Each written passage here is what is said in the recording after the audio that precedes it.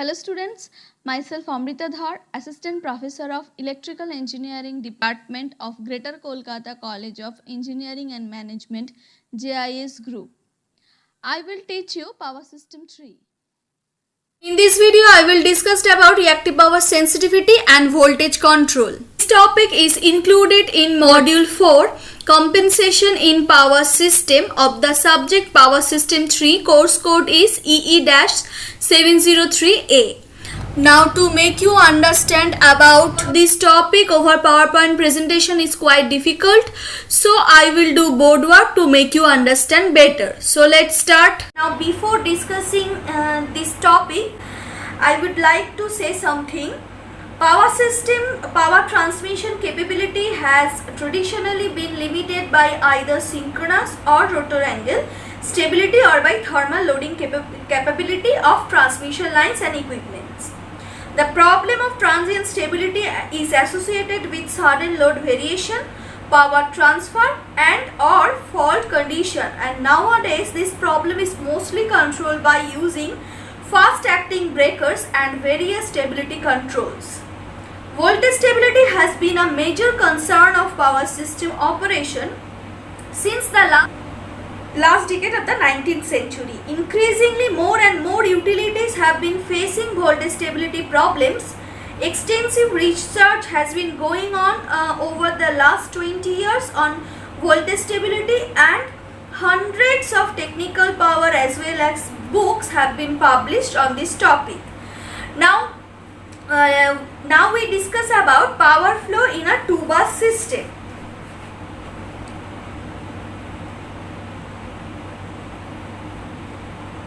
Power flow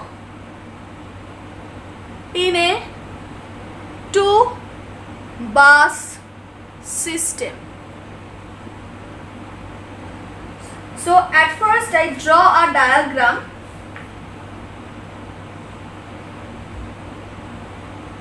This is Z1, this is Z2, this is Z3,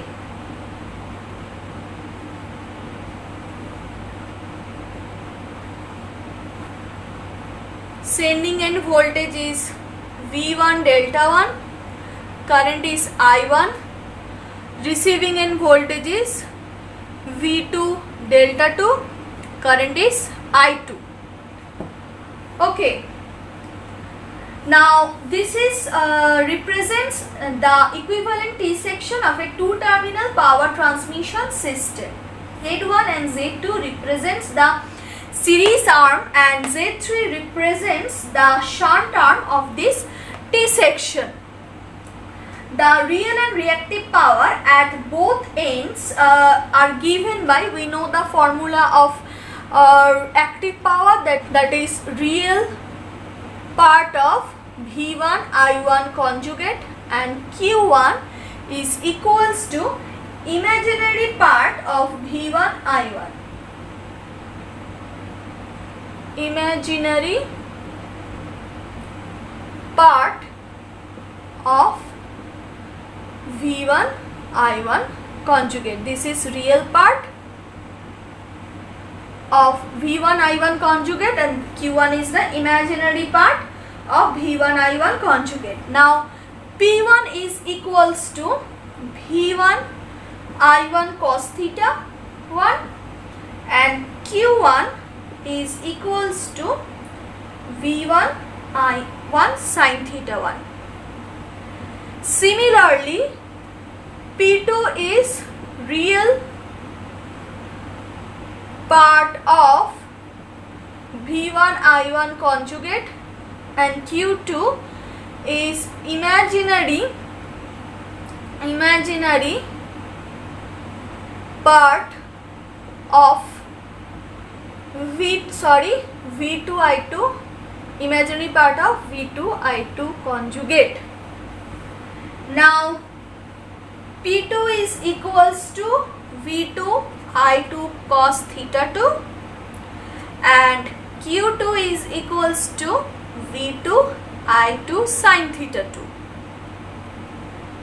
Okay, Now here P and Q represents the real and reactive power at two ends, and V and I represents the respective voltage and currents with their phase angle theta 1 and theta 2, and suffix 1 and suffix 2 have been added to the denote of the sending end and receiving end of the power system respectively. 1 is for sending end, 2 is for receiving end. P1 is the sending end real power, P2 is the receiving end real power, Q1 is the sending end reactive power, and Q2 is the receiving end reactive power. V1 is the sending end voltage, delta 1 is the sending end voltage angle, I1 is the sending end current, I2 is the receiving end current, V2 is the receiving end voltage magnitude, and delta 2 is the receiving end voltage angle. Okay, now if YY, you all know what is YY. Y represents the admittance. If YY is equals to this magnitude of YY and angle is theta 11, sorry, theta phi 11, and Y22 is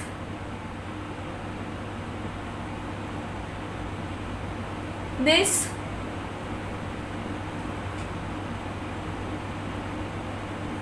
okay.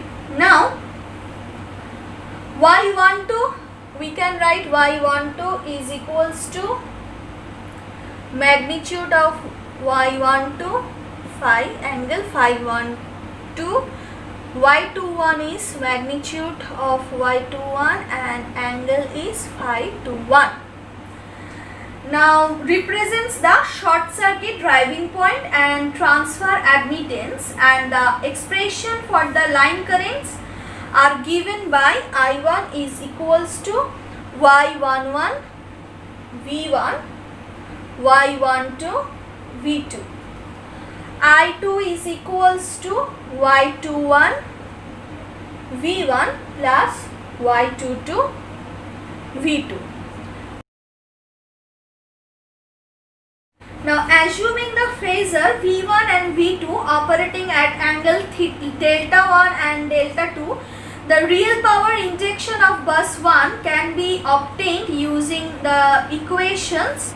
Suppose this is equation 1, this is equation 2, this is equation 3, this is equation 4, this is equation 5, and this is equation 6. Now assuming the phasor V1 and V2 operating at angle delta 1 and delta 2, and the real power injection at bus 1 can be obtained using the equations 1 and 6. Equation 1 and 6, and from this equation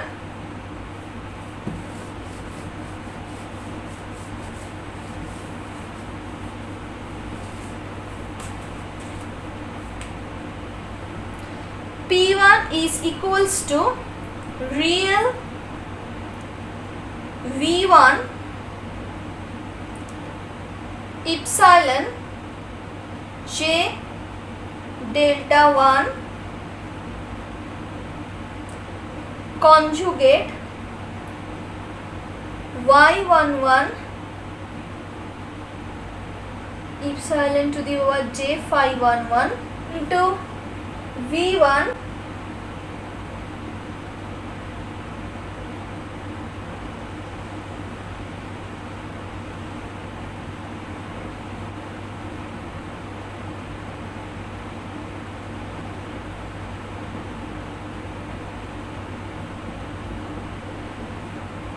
this simplification of this we get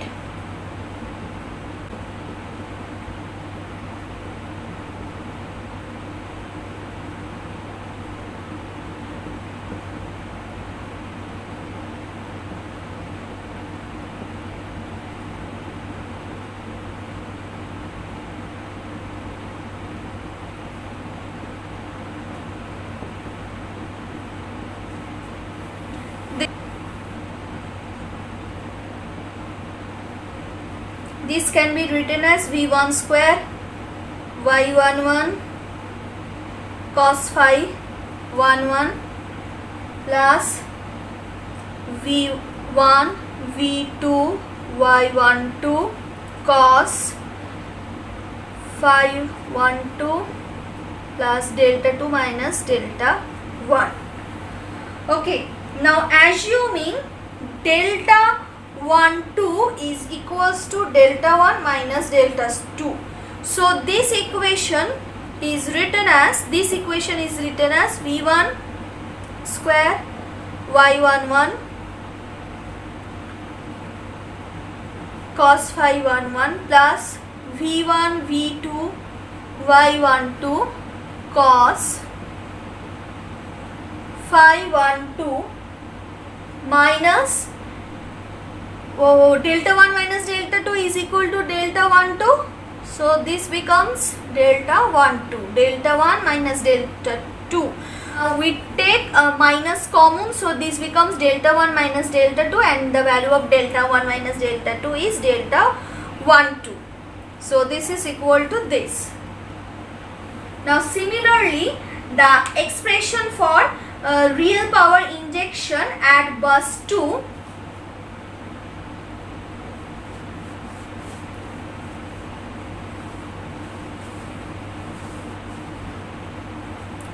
this is P1. Similarly, P2 is equals to V2 square Y22 cos phi 22 plus V2 V1 Y21 cos phi 21 minus delta 1 2. Okay, and this is equals to V2 square Y22 cos phi 22 and delta 21 is equals to minus delta 1 2, because delta 21 is equals to delta 2 minus delta 1. So if we take common minus, this become delta 1 minus delta 2, and value of delta 1 minus delta 2 is delta 1 2, so minus delta 1 2. So V2 V1 Y21 cos phi 21 plus delta 21, plus delta 1 2. Now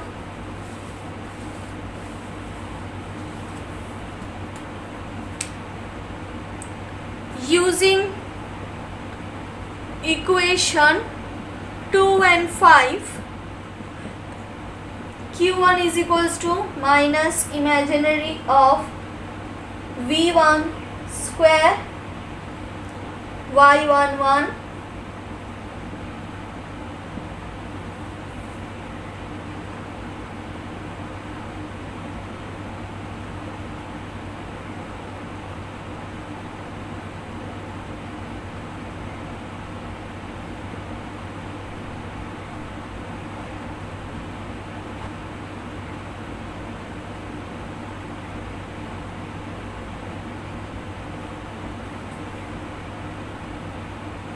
okay, this is minus delta 1.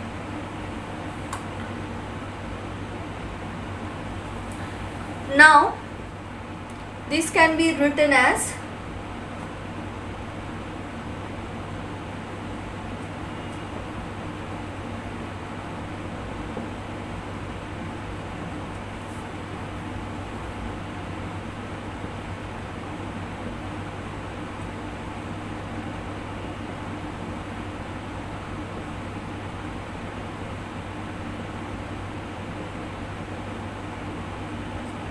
because delta 2 minus delta 1 is equals to delta 2 1. Now further this can be written as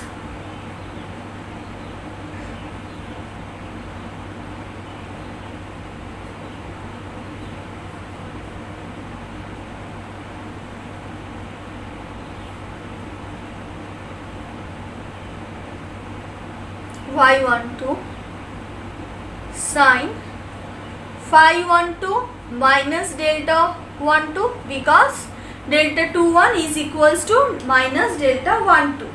Similarly, from equation 6 and 4, the expression of Q2 obtained as by using equation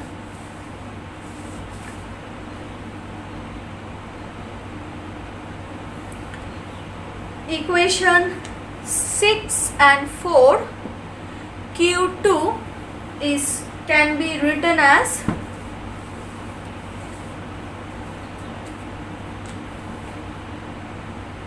V2 square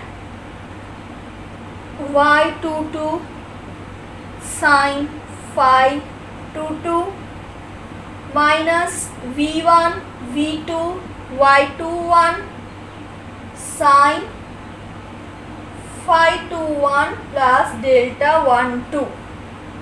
Now in extra high voltage line, the ratio of R by X, resistance by inductive reactance, is small. A reasonable assumption to neglect the resistance in the line.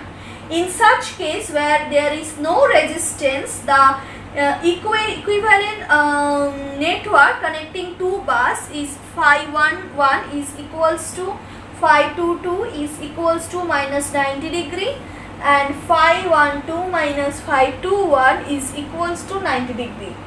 Thus, the modified expression in lossless frame for real and reactive power terminals 1 and 2 is written as P1 is equals to V1 V2 Y12 sine delta 12, Q1 is equals to V1 square Y11 minus V1 V2 Y12 cos delta 12, and P2 is equals to minus V1 V2 Y21 sine 1 delta 12, and Q2 is equals to V2 square Y22 minus V1 V2 Y21 cos delta 12. Next, we derive the relation between voltage regulation in a transmission line and its relation with reactive power.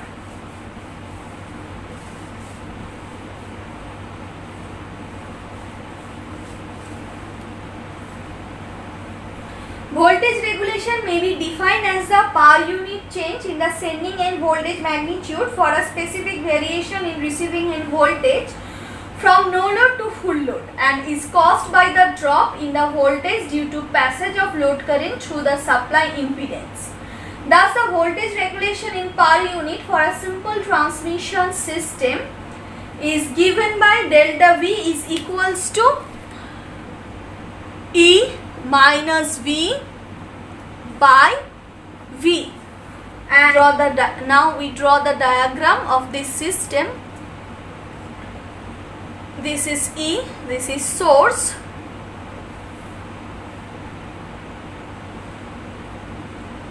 this is Z, this is V, this is I, R plus JX, and this is to load. We draw the phasor diagram of this diagram. Okay. This is the reference axis V. This is inductive in nature, so current lags behind the voltage by an angle theta R. This is the source voltage, receiving end voltage E.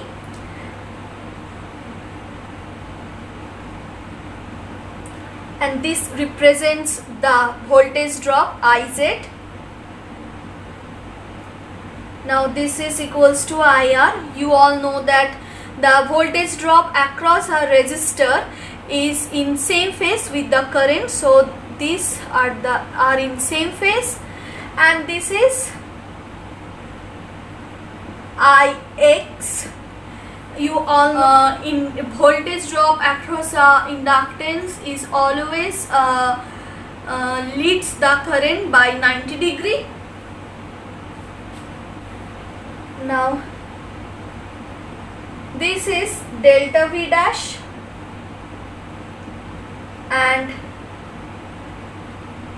this is delta V double dash,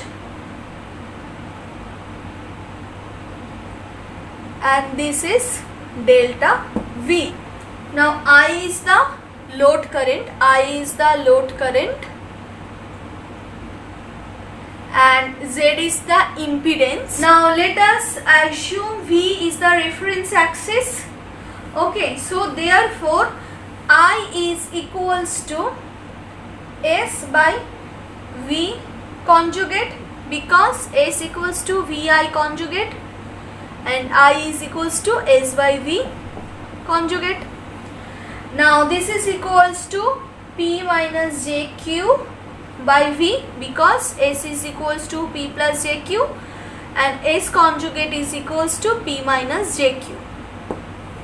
Now substituting the value of I from this equation, suppose this is equation 7. What is delta V? Delta V is the difference between E and V, and this is equals to the voltage drop I into Z. Iz is equals to delta V. So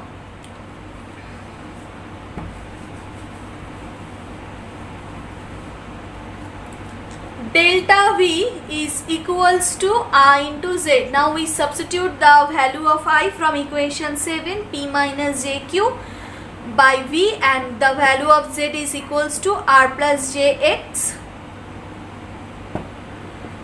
Now we solve this equation. P into R plus J Px minus JQR, J into J minus 1, so this become plus Qx by V. Now if we segregate the real and imaginary part, then PR plus Qx by V plus, if we take common J, Px minus QR is equals to V. Okay, now the first term is equals to delta V dash and second term is equals to delta V double dash. That means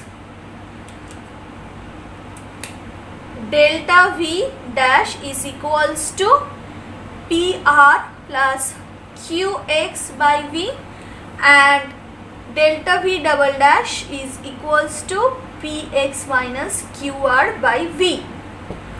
Now suppose this is equation 8 and this is equation 9, and from equation 9 delta V has two components, delta V dash and delta V double dash. Now out of which delta V dash is in same phase with V. Now it may be noted that, and while delta V dash is in quadrature with V, and it may be noted that the magnitude and phase of V relative to sending end voltage E are governed by the magnitude and phase of the line current I. This is also indicate that the voltage regulation depends on both real and reactive power of the load connected at the receiving end. Now a minor alteration is made, that is delta V. In previous delta V is equal to Iz, now delta V is equals to E minus Ix. Okay, now because as the resistance is very small and we neglect the resistance, that means assume the line to be lossless, the power at the sending end equals to that at the receiving end. Hence Is, the sending end current, being equal to the line current I when distributed line capacitance is neglected, and it's given by Is is equals to I, which is equals to P minus JQ by E. Now from These two equations, suppose this is equation 10 and this is equation 11. Now from these two equations,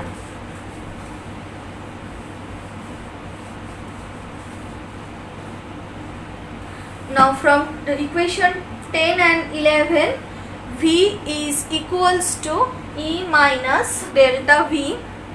Sorry, this is equals to V. In previous case, V is equals to E minus Iz, and this is equals to R plus Jx. If R is very small with compared to X, so we neglect R.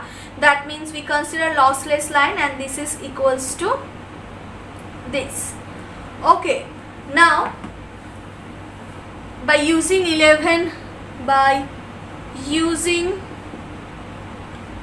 equation 11, 10 and 11, V is equals to E minus I. The value of I is P minus J cube by E into X. Okay, J is here, Jx. Now this equals to E minus Jpx by E. Minus and minus become plus, and J into J becomes minus 1. So this equals to Qx by E. So E minus Qx by E is the real term, and this is the imaginary part. Okay, and suppose this is equation 12. The real power P produces little effect on the receiving end voltage, as it is quadrature with the receiving end voltage. Since the drop associated with this change is in quadrature with the reference voltage, however, a change in reactive power Q is appreciably affects the receiving end voltage phasor, since the drop associated with the change is in with phase with the receiving end voltage, that is the reference voltage. Thus it can be concluded that the receiving end voltage is extremely sensitive to any change in the reactive power status at the receiving end voltage. Now further, in transmission system, the nodal short circuit strength are frequently termed as indicator of robustness. Source reactance being high in the system, nodal short circuit strength are low, the voltage regulation in terms of low, and hence this system is inherently weak. Under the present context, it will convenient to represent the voltage regulation in terms of short circuit strength of the system. So the receiving end short circuit power in its complex form is given by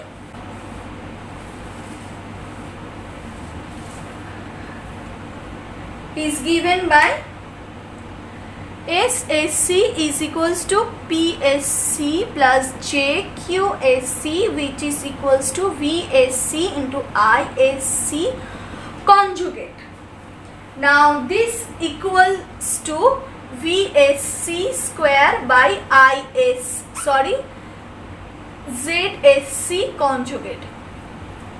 Okay, because ISC is equal to VSC by ZSC, so it can, if we place the value of ISC, that is VSC by ZSC, so this becomes VSC square by ZSC conjugate. Now where ZSC is equals to R plus JX.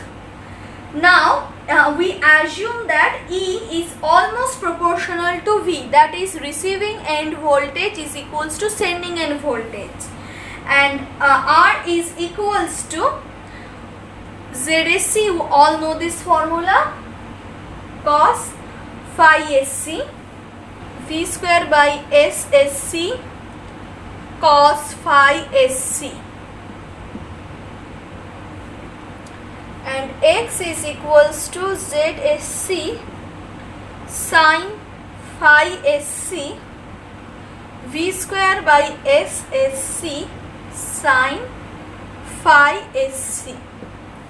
Now where phi SC represents the angle between the voltage at the receiving end and short circuit current. Now phi SC is equals to tan inverse x by r. Now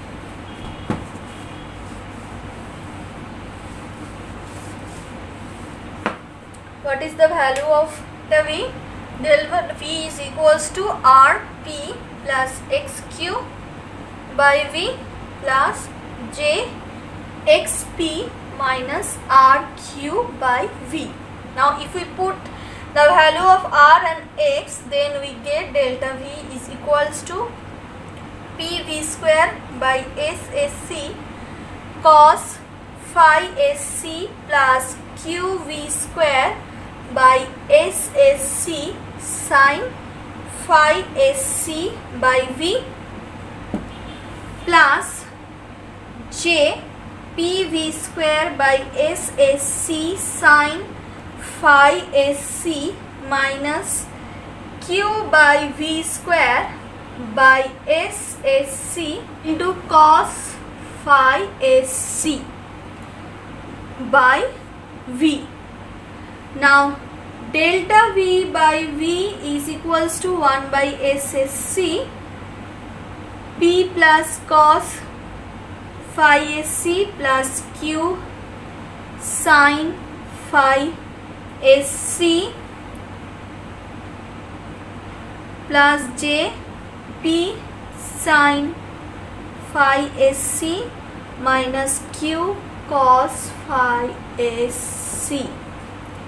So this is equals to delta V dash and this is equals to delta V double dash. So delta V dash by delta V is equals to 1 by SSC P plus cos phi SC plus Q sin phi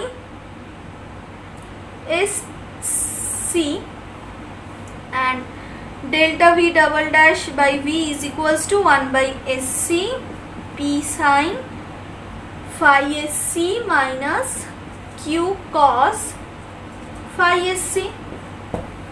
Now a close look at the above analysis reveals that delta V dash by delta V double dash by V may be ignored in the present context as it tends to yield only a phase displacement in the receiving end voltage with respect to the sending end voltage.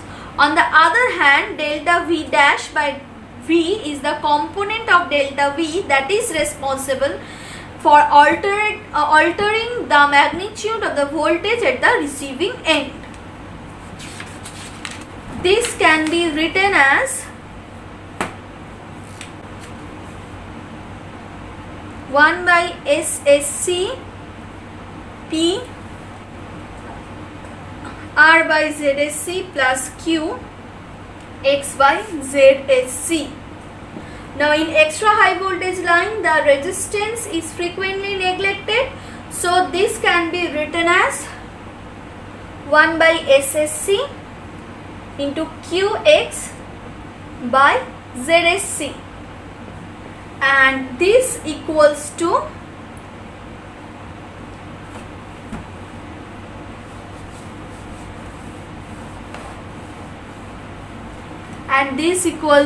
delta V dash by V is equals to 1 by SSC into Q sin phi SC. Now for small perturbation,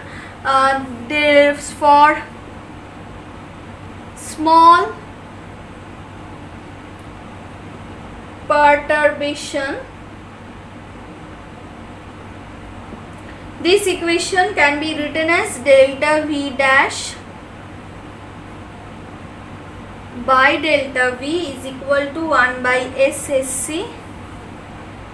This equation for small perturbation, this equation can be written as 1 by SSC delta P R by ZSC plus delta Q X by ZSC. Okay, now phi SC being large, so sin phi SC is almost equals to 1, and if we neglect R, then this becomes 1 by SSC delta Q X by ZSC. Now this can be written as 1 by SSC delta Q sin phi SC, and if sin phi SC becomes large, then the value of sin phi SC is equals to almost 1. So this equation becomes delta Q by SSC. Now thus in extra high voltage transmission system, the per unit voltage change in the receiving end bus is equal to the ratio of the change in reactive power by short circuit strength at that bus. Now this written as delta V dash is written as E minus V by V. So from here V is equals to E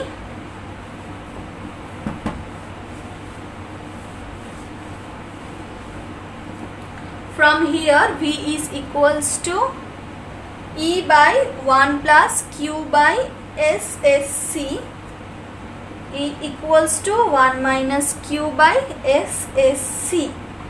Now Q is very less than SSC. So this equation represents the approximate relationship between voltage and the receiving end reactive power in terms of short circuit strength of figure, which represents the graphical view of this result. The gradient of the load being represented by minus E by SSC. So we draw the diagram.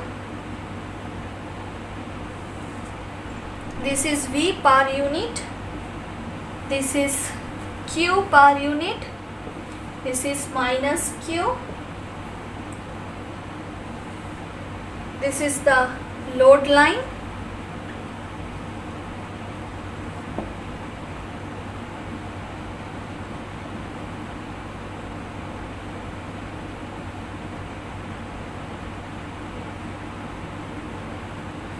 now this is Q and this is delta V.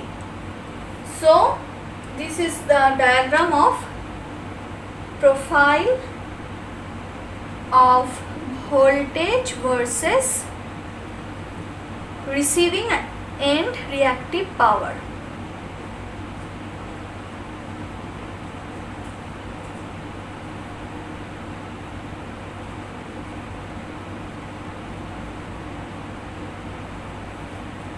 Okay, receiving end reactive power.